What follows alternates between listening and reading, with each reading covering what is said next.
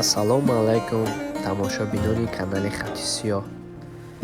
Имрӯз дар видеои навбатӣ як ҳадисеро ки Муслим ривоят кардааст дар бораи покизагӣ дар ислом ба шумо нақл мекунам. Зане назди Умар Расул омада аз шавҳари худ шикоят намуд ва аз халифаи мусалмонон талаб кард ки ӯро талоқ диҳад. Умар Расул мардеро назди шавҳари ӯ равон карда назди худ хонд.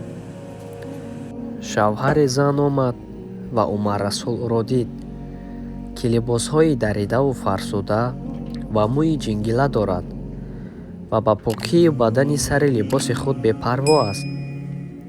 Пас Умар асҳоби худро амр намуд то он мардро бурдаву сару либосашро дигар кунанд ва ба ӯ бигӯянд то ба гармоба равад ва мӯи сарашро ба тартиб дарорад ва ба худ аҳамият диҳад. ҳангоме ки мард ин фармудаҳоро иҷро кард, Умар ӯро назди ҳамсараш даровард. вақте ки назди ҳамсараш ворид шуд, дар лаҳзаи аввал ҳамсараш ӯро нашинохт ва аз ӯ ҳаё намуд. Мард гуфт: ман шавҳари ту ҳастам, оё маро намешиносӣ? Чун зан бо диққат назар кард, шавҳарашро шинохт ва хушнуд шуд. Зан дарк намуд ки амирулмуъминин Умар аз сабаби ислоҳи шаклу андоми шавҳараш ва ислоҳи ҳоли ҳардуи онҳо аст.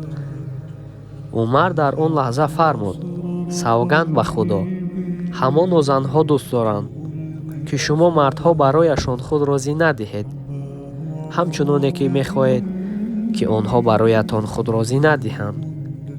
ҳамоно дини мубини ислом дини покию назофат ва интизом аст. мову шумо мардону занонро ба аҳамият додан ва покию назофат ба ҳаёти зебо амр мекунад. паёмбари гиромӣ Муҳаммад мефармояд: шахсе ки дорои мӯи дароз бошад, пас онро бояд нигоҳубин намояд, яъне ба покию тозагии он аҳамият диҳад, онро шона занад.